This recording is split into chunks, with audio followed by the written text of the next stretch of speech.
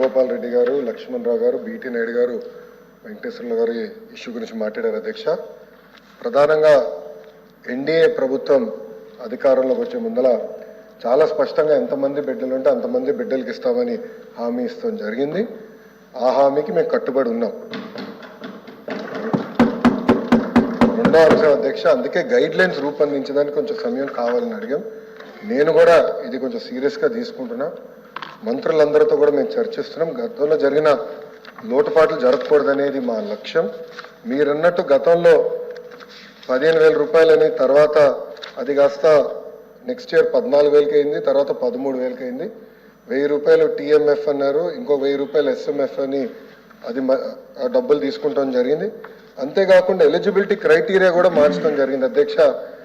గ్రామాలు వచ్చే గల 5,000 రూపాయలు నెలకు వస్తే ఆటోమేటిక్గా వాళ్ళు ఎలిజిబుల్ అనేది, 5,000 కన్నా తక్కువ వస్తే ఎలిజిబుల్ అన్నారు.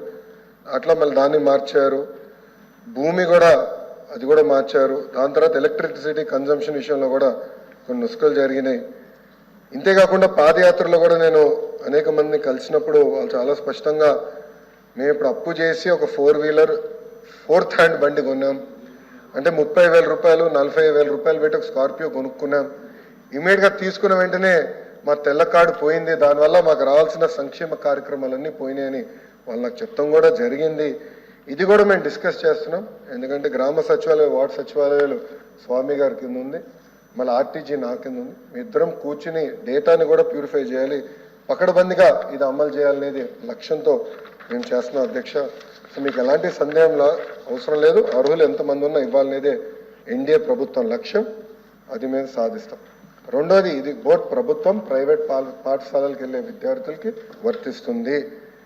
ఇంకో పక్కన పెద్దలు అన్నట్టు అధ్యక్ష 2019 నుంచి 24తో పోల్చితే ప్రభుత్వ పాఠశాలలో సుమారుగా 72,000 మంది విద్యార్థులు తగ్గారు అధ్యక్ష. ఇది కూడా మేము చర్చిస్తున్నాం. ఎందుకంటే నాడు నేడు కార్యక్రమం ద్వారా వేలాది కోట్ల రూపాయలు ఖర్చు పెట్టిన విషయం వాస్తవం. కానీ ఎందుకు విద్యార్థులు తగ్గారు? గత ప్రభుత్వం సిబిఎస్ఈ తీసుకొచ్చింది. సిబిఎస్ఈ మళ్ళీ బోర్డ్ ఎగ్జామ్స్ అని పెట్టారు. తర్వాత ఐబీ గురించి ప్రస్తావించారు. టోఫుల్ గురించి కూడా ఒక ప్రశ్న ఉంది, దాని గురించి కూడా మాట్లాడతారు. కానీ నిర్ణయాలు తీసుకున్నప్పుడు, విద్యా రంగంలో నిర్ణయాలు తీసుకున్నప్పుడు చర్చించాల్సిన అవసరం ఉంది. యూనియన్లతో మాట్లాడాలి, ఉపాధ్యాయులతో మాట్లాడాలి, అందరినీ కూర్చోబెట్టి ఆమోద్యమైన పరిష్కారం వెతకాల్సిన అవసరం ఉంది అధ్యక్ష. నీ జర్క్ రియాక్షన్ తీసుకోవాల్సిన అవసరం లేదు. అందుకే మీరు చూస్తే నేను మంత్రి కరెక్ట్గా ఈ రోజుతో నెల అయింది నేను ఛార్జ్ తీసుకుని. నేను కూడా అధికారులు చెప్పేది ఒకటి, రాబోయే సంవత్సరం ఏం చేయబోతున్నాం రోడ్ మ్యాప్ వేద్దాం, అందరితో చర్చిద్దాం, సంఘాలు అందరినీ కూర్చోబెడదాం, మాట్లాడదాం, వచ్చే సంవత్సరం నుంచి అమలు చేద్దాం. నాకు నచ్చింది కనుక ఇది ఇద్దాం, నాకు నచ్చలేదు కనుక ఇది తీసేద్దాం అనేది కరెక్ట్ కాదు. చర్చించిన తర్వాత నేను నిర్ణయం తీసుకుందాం అనేది ఒక లక్ష్యంగా మేము పెట్టుకున్నాం. పెద్దలు వెంకటేశ్వర గారు అన్నట్టు వాస్తవం, ప్రభుత్వ పాఠశాలలో అడ్మిషన్స్ తగ్గుతున్నాయి, అంటే ఎలాంటి సందేహం లేదు. ఒక పక్కన ఎన్డీఏ ప్రభుత్వం రిక్రూట్మెంట్ కూడా చేస్తుంది. మీరు చూసారు, దాదాపు 16,000 మంది ఉపాధ్యాయుల రిక్రూట్మెంట్కి మేము తొలి అడిగేసాం. అది మేము నెక్స్ట్ అకాడమిక్ ఇయర్కి మేము పూర్తి చేస్తాం. కానీ ఇంకో పక్కన చూస్తే దాదాపు 11,000 పాఠశాలలో 10 కన్నా తక్కువ మంది విద్యార్థులు ఉన్నారు. ఎందుకున్నారు?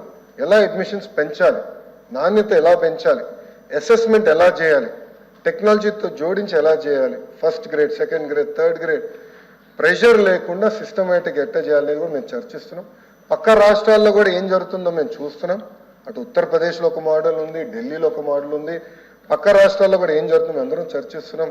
అధికారులు కూడా ఒక టీం వేసాం, వాళ్ళు కూడా వెళ్ళి చూస్తున్నారు. వాళ్ళు నివేదిక ఇచ్చినా నేను కూడా వెళ్ళాలనుకుంటున్నా.